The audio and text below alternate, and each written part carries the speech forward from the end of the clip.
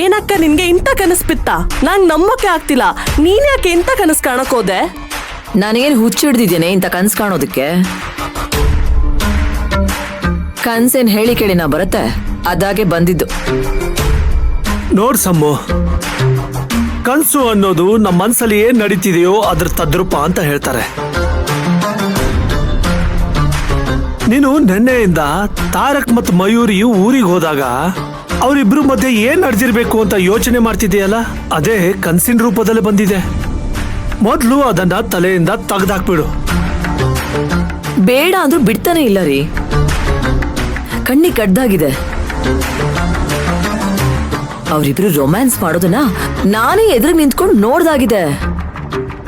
ಏನ್ ಸಮ್ಮು ನೀನೀಗ ಅವ್ರ ಬೆಡ್ರೂಮ್ ಬಗ್ಗೆ ಯಾಕೆ ಯೋಚನೆ ಮಾಡ್ತೀಯಾ?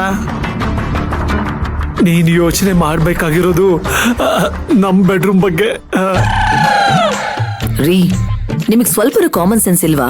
ಯಾರ ಮುಂದೆ ಏನ್ ಮಾತಾಡ್ಬೇಕು ಅನ್ನೋದು ಗೊತ್ತಾಗಲ್ವಾ?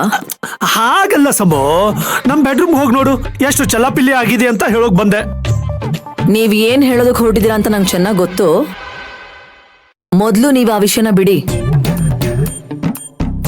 ಅಕ್ಕ, ಆಕ್ಚುಲಿ ವಿಷಯನ ಬಿಡ್ಬೇಕಾಗಿರೋದು ನೀನು. ಒಂದ್ ರೀತಿಲಿ ಅವರಿಬ್ರು ಒಟ್ಟಿಗೆ ಇರೋದು ಒಳ್ಳೇದೇ ಅಲ್ವಾ?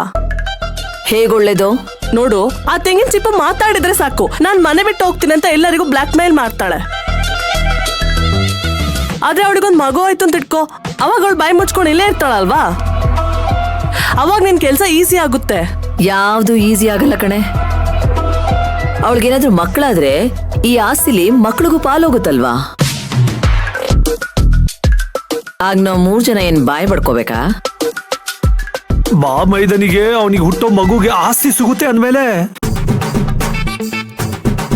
ನಮಗ್ ಹುಟ್ಟೋ ಮಗುಗೂ ಆಸ್ತಿ ಸಿಗುತ್ತೆ ಅಲ್ವಾ ಸಮು? ಅದಕ್ಕೆ ಅವ್ರ ಮಕ್ಕಳು ಮಾಡೋಕ್ ಮುಂಚೆ ನಾವೇ ಒಂದು ಮಗು ಮಾಡೋಣವಾ? ಹೇಗಿದೆ ನನ್ನ ಶಾರ್ಪ್ ಐಡಿಯಾ? ಕಿತ್ತೋಗಿರೋ ತರ ಇದೆ. ಈ ಆಸ್ತಿ ಎಲ್ಲ ನನ್ ಪಾಲಕ್ ಬರೋವರೆಗೂ ನನಗ್ ಮಕ್ಕಳು ಯೋಚನೆ ಇಲ್ಲ.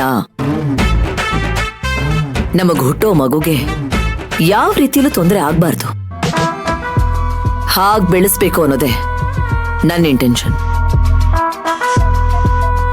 ಅಲ್ಲಿವರೆಗೂ ಮತ್ತೆ ಏನಾದ್ರೂ ಈ ವಿಷಯದ ಬಗ್ಗೆ ಮಾತಾಡಿದ್ರೆ ಚೆನ್ನಾಗಿರಲ್ಲ. ಇಷ್ಟ ಹೇಳಿದ ಮೇಲೆ ಇನ್ನೇನು ಹೇಳಿ ಸಮು? ಹುಣಸೆ ಹಣ್ಣು ಹುಳಿ ಇದ್ದಾಗಲೇ ಸಾಂಬಾರ್ಗೆ ಹಿಂಡಿದ್ರೆ ಸಾಂಬಾರು ರುಚಿಯಾಗಿರುತ್ತೆ. ಹುಳಿ ಹೋದ್ಮೇಲೆ ಹಿಂಡಿದ್ರೆ ಕೈ ನೋವಾಗುತ್ತೆ ಅಷ್ಟೇ. ಅಯ್ಯೋ,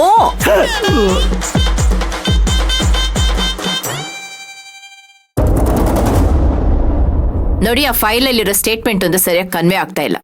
ಅದೊಂದು ಸರಿ ಮಾಡಿ ಕಳಿಸ್ಕೊಡಿ. ಯಾ, ಥ್ಯಾಂಕ್ ಯು.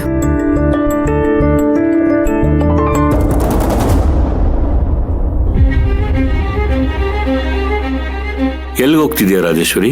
ಯಾಕೆ? ಎಲ್ಗಾದ್ರೂ ಹೋಗ್ತೀನಿ ಅಂದ್ರೆ ಅಲ್ಲಿ ಹೋಗ್ಬೇಡ, ಅದನ್ನ ಮಾಡ್ಬೇಡ ಅಂತ ತಡೆಯೋದಕ್ಕ? ನೀನ್ ಒಳ್ಳೆ ಕೆಲ್ಸಕ್ಕೆ ಹೋಗ್ತಿದ್ರೆ ನಿನ್ನನ್ನು ಯಾರು ತಡೀತಾರೆ? ನಾನು ನೋಡಿದ ತಕ್ಷಣನೇ ಎದ್ದು ಹೊರಟಿಯಲ್ಲ, ಎಲ್ಲಿಗೆ ಅಂತ ಕೇಳ್ದೆ. ಅದನ್ನೆಲ್ಲ ನಿಮ್ಮ ಹತ್ರ ಯಾಕೆ ಹೇಳ್ಬೇಕು? ಸುಮ್ನೆ ನನ್ನ ಪಾಡಿಗೆ ನನ್ನನ್ನು ಬಿಟ್ಬಿಡಿ. ಸ್ವಲ್ಪ ಸಮಾಧಾನದಿಂದ ಕೂತ್ಕೋತೀಯಾ?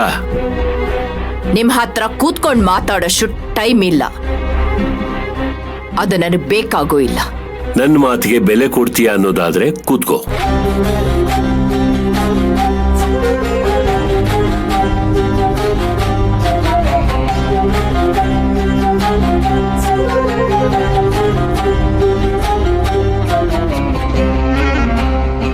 ನೋಡ್ ರಾಜೇಶ್ವರಿ,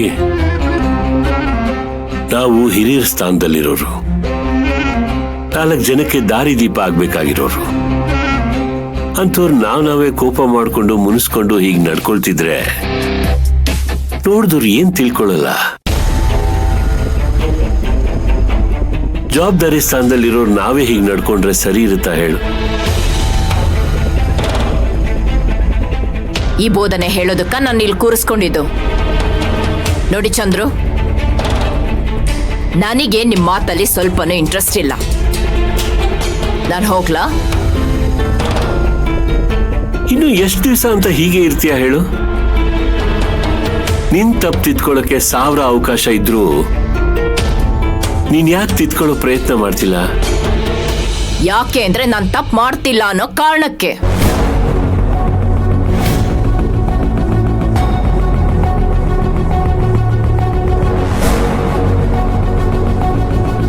ನಾನ್ ಮಾಡ್ತಾ ಇರೋದು ನಡ್ಕೊಳ್ತಾ ಇರೋದು ನಿಮ್ ಕಣಿಗ್ ತಪ್ಪು ಅನ್ಸಿದ್ರೆ ನನ್ಗೆ ಏನು ಮಾಡೋದಕ್ಕಾಗಲ್ಲ. ಯಾಕೆ ನಾನು ಇಷ್ಟೇನ ಮಾಡ್ಕೊಂಡ್ ಬಂದಿದ್ದು ಇದೇ ತಾನೇ. ಹಾಗೆಲ್ಲ ಮಾತಾಡ್ದೇ ಇರೋರು ಈಗ ಯಾಕೆ ಮಾತಾಡ್ತಾ ಇದ್ದೀರಾ?